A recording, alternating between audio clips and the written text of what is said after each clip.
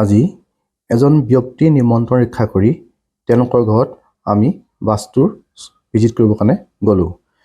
এটা কথা মনত ৰাখিব, যেতিয়া আমি বাস্তু ভিজিট কৰা হয় বা চোৱা হয়, তেতিয়া আমাৰ হাতত এখন সঠিক নক্সা, যিখন অট'কেড ড্ৰয়িঙৰ জৰিয়তে বনোৱা হয়, সেইখন নক্সা আমাৰ প্ৰয়োজন। যদি সেইখন নক্সা নহয়, তেতিয়া কোনো বাস্তু চালে সুফল পোৱা নহয়। হাতে অঁকা বা আপোনাৰ চকুৰ আন্দাজত বা হাতৰ আন্দাজত যিটো নক্সা বনোৱা হয়, সেই নক্সাৰ কেতিয়াও শুদ্ধ ফল পোৱা নহয়।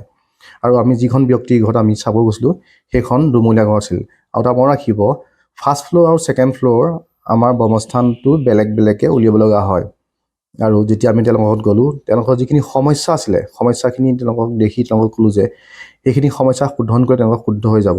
আৰু মনত ৰাখিব, যেতিয়া আপোনালোকে এখন নতুন ঘৰ বনাবলৈ লয়, তেতিয়া কোনোবা এজন বাস্তুবিদৰ সহায় লৈহে ঘৰ বনাব, তেতিয়া আপোনালোকৰ সুফল পাব। ধৰি লওক, কিছুমান কালাৰ আছে, যিখিনি কালাৰ মাৰিলে আমাৰ ঘৰখনৰ বহুত অসুবিধা হয়। যেতিয়া আমি ঘৰত যি টি ৰঙৰ মাৰিবলৈ বিচৰা হয়, তেতিয়া ঘৰখনৰ বাট চাত বেলেঞ্চিং কৰিবই লাগিব, নহ'লে আমি তাত যিকোনো কালাৰ দিব নোৱাৰোঁ। আৰু যিকোনো কালাৰ দিয়াৰ লগে লগে সমস্যা আহি পৰে। সেইকাৰণে বাট চাত বেলেঞ্চিং কৰিলে কালাৰ মৰা হয়। আৰু এটা কথা মনত ৰাখিব, সেইকাৰণে আপোনালোকে যেতিয়া ঘৰত ৰং কৰিব, পৰাপক্ষত 360 ডিগ্ৰী যিটো কালাৰ হয় আমাৰ অফ হোৱাইট, সেই কালাৰটোৱে প্ৰয়োগ কৰিব। তেতিয়া ঘৰত ৰঙৰ প্ৰতি আপোনালোকৰ বাস্তু ভুল একো নাথাকে। যদি আমি বাস্তু ভুল ৰঙৰ প্ৰতি নহ'বলৈ আমি ঘৰৰ বাট চাত বনাব লাগিব। বাট চাত বনাহে আমাৰ কোন দিশত কি ৰং হ'ব তেতিয়া কৰিব পৰা হয়। আৰু সকলোৰে ভাল হওক তাৰ কামনাৰে ধন্যবাদ।